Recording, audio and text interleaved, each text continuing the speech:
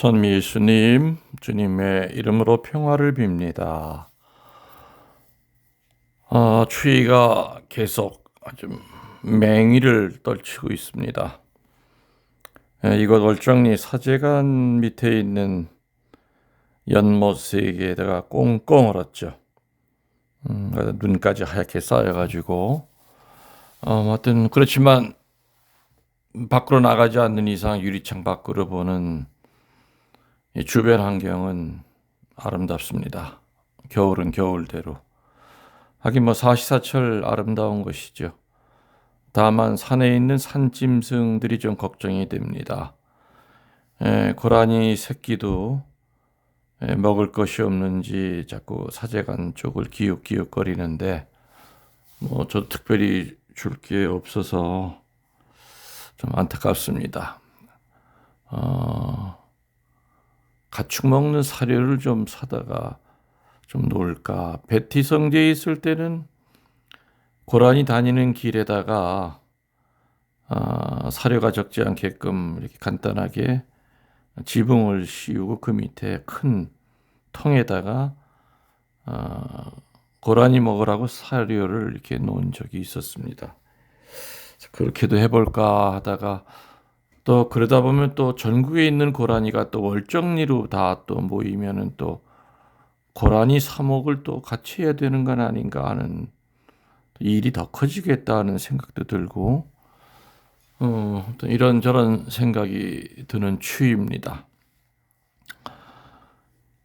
어제 제가 카페에다가 이제 사진 오후 2시에 점심을 먹으면서 사진을 올리면서 제가 그런 얘기를 했습니다.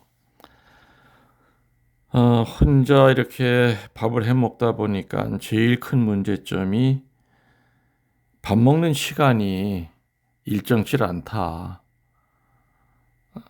쉽게 얘기하면은 배가 고파야만 이제 밥을 먹어야 되나 하고 시계를 보면은 밥 먹는 시간이 훌떡 지났죠.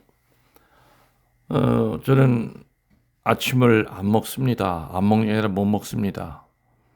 아침까지 해 먹으려고 하다 보면은 정말 아무것도 할 수가 없어요. 그래서 내가 하고 싶은 일을 아주 밤늦게까지 합니다. 새벽 뭐 3시, 4시까지 하고 이렇게 늦게 잠을 자면은 한 11시, 10시 반이나 이렇게 한 4시 정도 잠을 자서 11시 정도 깨고 나면은 그때 이제 아침 겸 점심을 해서 먹습니다. 그래서 은퇴 전에는 칼밥을 먹었죠. 뭐 아침 8시 반, 점심 12시 반, 저녁 6시 반. 딱딱 먹던 그때 그 시절이 그리워집니다. 식복사 없이 얼마나 더 견딜 수 있을지 선배 신부님들, 은퇴 신부님들 가운데서도 혼자 해 잡수시다가 또 파출부를 또한 이틀, 3일 둬서 몇 달 해 잡수시다가 또 뭐 이런저런 사정 때문에 또 관두고 다시 또 혼자 해 잡수시는 분들도 계시고 뭐 그런 거 생각하면은 사제단 숙소, 청주교구에도 사제단 숙소가 있죠. 은퇴 사제단 숙소가 따로 있습니다. 근데 저는 거기 들어갈 형편이 못 되기 때문에 방은 있지만 이렇게 밖에 나와서 살고 있습니다. 뭐 거기 가면은 뭐 아침, 점심, 저녁 딱딱 그 신학교처럼 밥을 주는데 뭐 제 성격에는 사실 또 그것도 맞질 않습니다. 뭐 거기 가도 은퇴 사제가 돼서 좀 편하게 살려고 은퇴를 한 건데 기숙사처럼 그런 룰을 또 지켜야 되고 그러기 때문에 그것도 또 편치 않죠. 그래서 아무튼 상주하는 식복사 두긴 어렵고 일주일에 한 3일 정도 와서 좀 이렇게 음식 좀 준비해 놓고 일주일에 3일만이라도 좀 누가 해주는 밥을 먹었으면 좋겠다는 생각이 요즘은 좀 강하게 듭니다. 강하게 듭니다. 하여튼 혼자 사시는 분들 제일 힘든 게 밥 먹는 것이 아닌가. 그래서 가끔 밥해 먹기 싫어서 감곡에 뭐 중국집 이런 데를 가보면은 좀 철양 맞습니다. 밥 먹는 분들 보면 다 늙은이들이에요. 노인네들. 같이 먹는 사람보다는 혼자서 뭐 내 나이 또래 아니면 나보다 더 위에 있는 분들이 혼자서. 그래서 그분들을 보면서 할머니가 돌아가셨을까? 나야 뭐 밥 해주는 사람이 없으니까 이렇게 나와서 가끔 먹지만 혼자 되신 분들인가? 상처하신 분들인가? 결혼을 했어도 저렇게 혼자가 되면은 나랑 신세가 비슷하구나 하는 짬뽕을 먹으면서도 그런 짬뽕스러운 생각이 듭니다. 예, 뭐 그런 여담이었고요. 오늘 아담과 하와 이야기 두 번째입니다. 2장 9절에 보면은 그런 말이 있죠. 야훼 하느님께서는 보기 좋고 맛있는 열매를 맺는 온갖 나무를 그 땅에서 돋아나게 하셨다. 또 그 동산 한가운데는 생명나무와 선과 악을 알게 하는 나무도 돋아나게 하셨다. 16절에 보면 또 이 동산에 있는 나무 열매는 무엇이든지 마음대로 따먹어라. 그러나 선과 악을 알게 하는 나무 열매만은 따먹지 말아라. 그것을 따먹는 날 너는 반드시 죽는다. 하느님께서 많은 나무들을 이렇게 심어놨는데 다른 건 다 따먹게 했는데 생명나무와 선악과 나무를 따먹지 말아라. 물론 지금 본 것처럼 17절에 보면은 생명나무 열매를 따먹지 말라는 얘기는 없습니다. 선과 악을 알게 하는 나무 열매만은 따먹지 말아라. 따먹는 날 너는 반드시 죽는다. 이 죽음은 영적인 죽음이겠죠. 육적인 죽음이 아니라. 그리고 생명나무를 따먹지 말라는 말은 없어도 선악과를 따먹고 나면은 자동적으로 생명나무는 따먹지 못하기 때문에 사실은 나무 두 개에서 나오는 열매를 따먹는 것을 금지한 셈이 되는 겁니다. 이해되시죠? 여러분들 마음속으로 한문 한번 생각해 보십시오. 금한다 할 때 그 금자. 금자가 어떻게 이루어졌는지 아십니까? 위가 나무 두 개가 있고 나무 두 개가 수풀림이죠. 그리고 그 밑에가 가르칠 시, 알게 할 시. 그 두 글자가 합쳐져서 금지하다 할 때 그 금자가 됩니다. 저는 어느 날 금하다고 하는 그 금자를 이렇게 보다가 무릎을 딱 쳤어요. 잔머리가 돌기 시작하는 거죠. 야, 이거 선악과 얘기하는 거 아니야? 생명나무 얘기하는 거 아니야? 생명나무와 선악과 나무. 이 두 개가 맨 위에 올라가 있고요. 한문에. 그 밑에가 가르칠 시, 보게 할 시, 알게 할 시자가 밑에 있었다 이겁니다.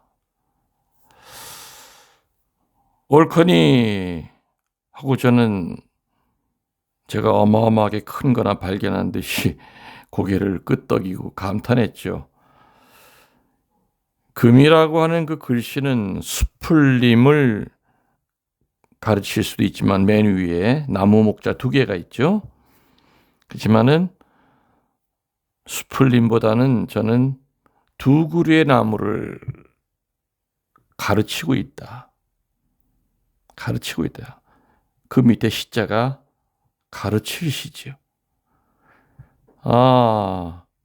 그래서 금지하다고 할 때 못하게 한다는 뜻이지요. 이 한자 금지할 금자가 도대체 그 기원이 어디서 나왔는지 모르지만은 나무 두 개의 밑에 가르칠 시, 알려줄 시, 보게 할 시. 참 신기했습니다. 성경에 두 나무의 열매를 먹는 것을 금지했다. 그런데 한문의 그 금자도 나무 두 개와 나무 두 개를 알게 하다, 보게 하다. 어떻게 이렇게 연관성이 있을까? 여러분들 참 재밌지 않습니까? 저만 재밌는 겁니까? 선악을 알게 하는 나무의 열매만 금하셨지만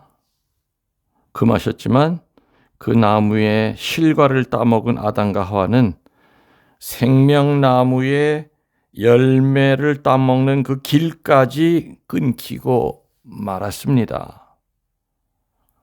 그래서 금이라는 글자가 성립된 그 본래의 뜻은 정확히 알 수는 없지만 이 성경에 나오는 두 나무의 열매를 따먹는 것을 금했다는 것과 연결시켜 보면은 참 재밌는 글자라고 생각이 됩니다. 동의하십니까? 자, 그러면 하와는 왜 그 나무 열매를 따먹었습니까? 답은 나와 있죠? 뱀에게 유혹당하였기 때문입니다. 이 뱀의 유혹은 정말 교묘하고도 빈틈이 없습니다. 다시 말하면 악마의 유혹은 이 하와를 유혹했던 것처럼 정말 정교하고 빠져나갈 틈을 주지 않으면서 또 자기는 또 빠져나가게끔 만드는 아주 교묘한 술책을 쓴다는 얘기입니다. 악마는 제가 피정 때 그런 얘기를 드리죠. 악마는 분위기를 만들어 놓는다고 그랬습니다. 죄에 빠질 수 있는 분위기를. 그 죄에 떨어지는 것은 그 개개인의 의지입니다. 그리고 개개인의 선택입니다. 악마는 우리의 의지라든지 선택까지 우리를 가지고 마음대로 놀 수가 없다는 얘기죠. 창녀집이 쫙 있는데 그 앞을 지나가는 남자가 그 창녀집에 들어가고 안 들어가고 하는 것은 그 사람의 선택입니다. 의지에 달려 있는 겁니다.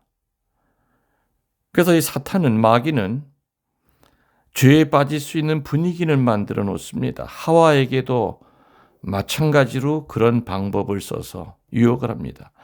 이 하와에게 했던 이 방법 그대로 지금까지도 악마는 우리들에게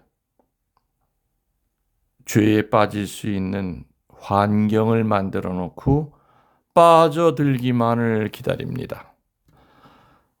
3장 1절에 보면 뱀이 여자에게 물었다. 하느님이 너희더러 이 동산에 있는 나무 열매는 하나도 따먹지 말라고 하셨다는데 그것이 정말이냐? 여자가 뱀에게 대답하였다. 아니다. 하느님께서는 이 동산에 있는 나무 열매는 무엇이든지 마음대로 따먹되 죽지 않으려거든 이 동산 한가운데 있는 나무 열매만은 따먹지도 말고 만지지도 말라 하셨다. 5절에 보면은 뱀이 힘을 줘서 얘기하죠. 절대로 그 열매 따먹어도 절대로 안 죽는다. 절대로 죽지 않는다. 오히려 그 나무 열매를 따먹으면 너희 눈이 밝아져서 하느님처럼 선과 악을 알게 될 것이다. 참 기가 막힌 유혹입니다. 선악과를 따먹으면 죽는 줄 알았는데 뱀 이야기를 절대 안 따먹어. 안 죽어. 안 죽을 뿐더러 어떻게 된다고요? 하느님과 같아질 것이다. 선과 악을 알게 될 것이다.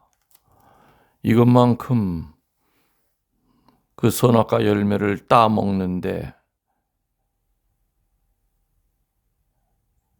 꿀처럼 난 유혹이 어디 있겠습니까? 성서에는 단 한마디도, 뱀은 단 한마디도 먹어봐라 이렇게 하질 않습니다. 하와는 나중에 뱀이 나를 꿰었습니다 라고 하였지만 뱀은 분명히 나는 먹으라는 말은 단 한마디도 한 적이 없다. 이렇게 변명할 수 있는 교묘한 유혹을 하고 있다 이 얘기입니다. 사탄은 유혹을 직접 하질 않고 유혹을 당할 분위기를 늘 마련해 놓습니다. 우리들 주위에는 유혹이 넘쳐 흐르고 있습니다. 그리고 유혹을 당하지 않는 인생은 없습니다. 죄에 빠지는 것은 결국은 본인 자신이지 누구 탓을 할 수가 없습니다. 유혹에 떨어지는 것은 본인 탓입니다. 창녀촌 앞을 지나가도 쳐다보지도 않고 지나가는 사람도 있는가 하면 거기에 발을 디뎌 놓는 사람이 있습니다. 내 물건이 아닌 것을 어떤 사람은 정직하게 그 물건 주인을 찾아주는 사람이 있는가 하면 그거를 자기 것인 양 인마이 포켓하는 사람도 있다는 얘기입니다. 유혹은 흘러 넘치고 있지만 유혹 한가운데 있어서도 의연한 사람이 될 수 있어야 될 겁니다. 저는 창세기에 나오는 이 인간 타락의 이야기를 읽고 불가사의한 일이 몇 가지가 있었습니다. 첫 번째로 뭐냐? 하느님은 어째서 먹어서는 안 되는 나무를 그곳에 만드셨을까? 두 번째는 생명의 나무, 다른 말로 이 지혜의 나무 열매는 누가 먹는 것일까? 지금 생명의 나무라고 얘기했지만은 더 정확히 얘기하면은 이 두 개의 나무 열매는 도대체 누가 먹는 나무인가요? 열매는 먹혀야만 되는 이유로 이 세상에 존재하는 겁니다. 그러면 이 선악과를 우리는 지혜의 나무라고 합니다. 선과 악을 분별한다. 그리고 생명의 나무. 그래서 생명의 나무 열매에 대한 그 설명은 성경에 사실 없습니다. 근데 아무튼 무지하게 중요한 나무는 확실합니다. 선악과 열매를 따먹으면 생명의 나무 열매에도 접근을 못하게 했기 때문에 그렇죠. 아무튼 이 두 가지의 질문, 지금 뭐라 그랬죠? 어째서 먹어서는 안 되는 나무를 그곳에 심었느냐 이겁니다. 심지 말지. 왜 심어놓고 하느님도 갈등하고 사람도 헷갈리게 해가지고 유혹에 떨어지게 만드냐 이겁니다. 그리고 그 두 나무의 열매는 도대체 누가 먹을 열매냐? 하느님 수라상에 올라가는 열매인가? 도대체 누가 먹을 열매냐 이거죠. 처음에 구약 성서를 읽으면서 이 두 가지의 답이 없는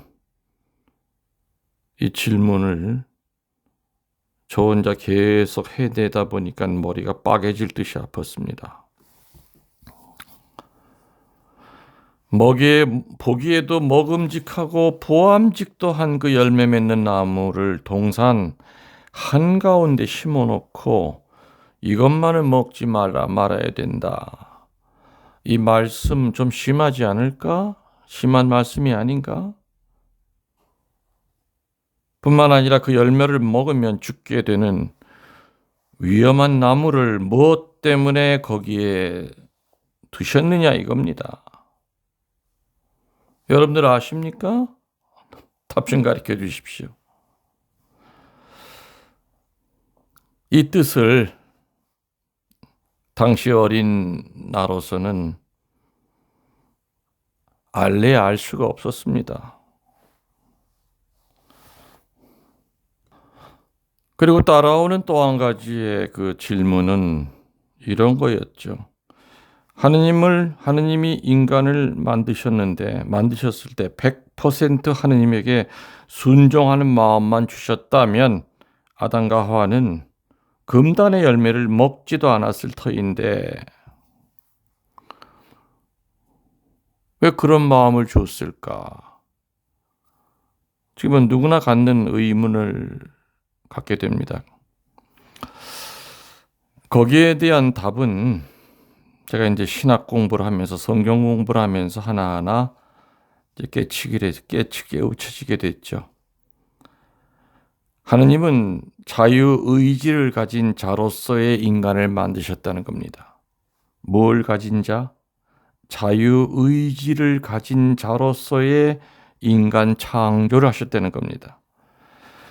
인간을 틀에 끼워 놓은 것 같이 하등의 자유도 없는 본능만이 존재하는 것으로 만들어 놓았더라면 확실히 문제는 없었을 겁니다. 그러나 자유가 없는 쪽이 좋았다고 생각한 사람이 있겠습니까? 없을 겁니다. 그럼에도 불구하고 인간은 금단의 나무 열매가 없었더라면 또는 왜 우리들이 이 모양으로 만들어 놓았느냐는 등 불평을 계속해서 늘어놓습니다. 생각해보면 우스꽝스러운 얘기죠. 그건 마치 뭐와 같습니까? 상점에서 도둑질한 어떤 여인이 뭐라고 변명을 했느냐. 도둑질 할 수밖에 없잖아요. 먹고 싶은 거, 입고 싶은 것이 저렇게 산더미처럼 쌓여 있는데 어떻게 도둑질을 안 할 수 있습니까? 이렇게 변명을 하더랍니다. 아무튼 우리들은 크건 작건 궤변을 잘하는 존재들입니다. 아무튼 그건 그렇고요. 아담과 하와는 하느님같이 현명해지고 싶은 불손하고 교만한 소원을 가지고 선악을 알게 하는 나무 열매를 먹었습니다. 그 결과 얼마나 현명해졌을까요? 그들은 자기들이 벗고 있다는 사실을 알고 무화과나무 잎사귀를 엮어서 치마를 하였다. 이렇게 성경은 말합니다. 선악과를 먹고 난 다음에 갑자기 IQ가 뛰어가지고 천재가 된 것도 아니고 초능력이 생긴 것도 아니었습니다. 선악과를 먹고 난 다음에 했던 그들의 첫 번째 그 액션은 뭐냐? 허둥지둥 무화과 나무를 잎으로 치부를 가린 겁니다. 처음에 깊은 뜻을 생각하지 않고 읽었을 때에는 어떤 우스운 생각이 들었느냐. 무화과 나무 잎을 엮어서 치마를 한 것이 바로 바느질의 시작이었구나. 이런 생각을 그냥 했었습니다. 그렇지만은 잘 읽어보면 벗은 것이 부끄러웠다고 이렇게 얘기 나오죠. 벗은 것이 부끄러웠다.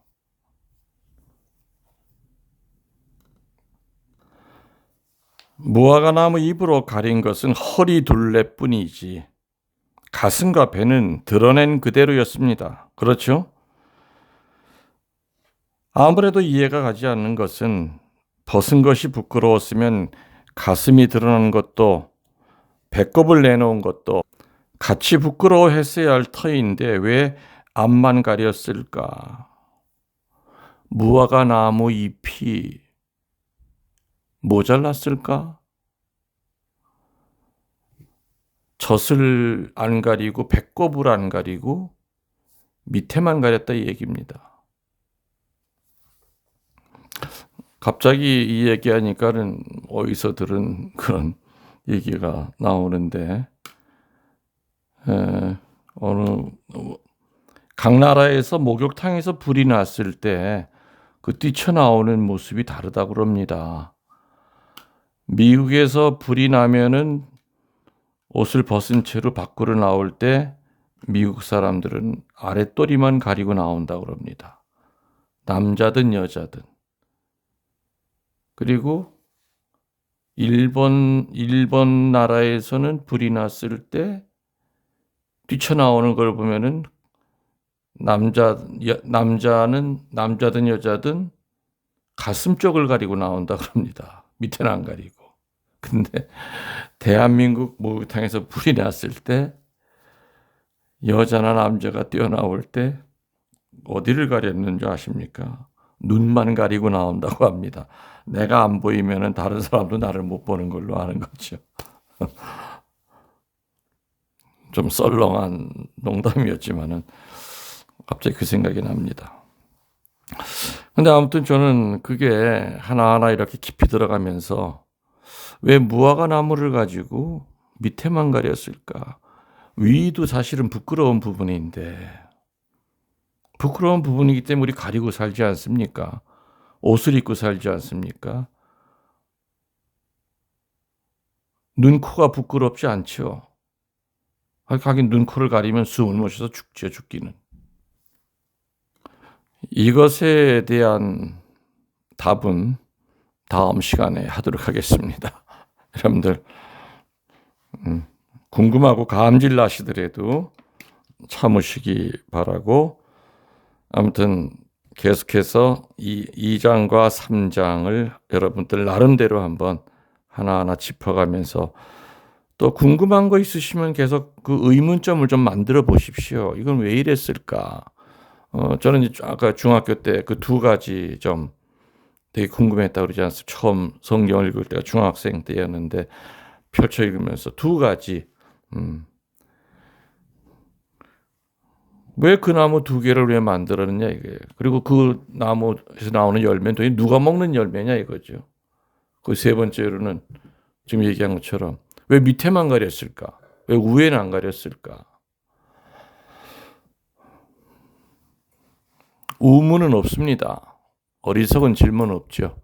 우문을 통해서 현자가 될 수도 있습니다. 여러분들 추위 조심하시고 감기 조심하시고 다음 주 성경은 다음 주 수요일이고 주일 강론은 돌아오는 일요일 날 때 만나겠습니다. 여러분들 영혼의 영혼을 도하여 사랑합니다.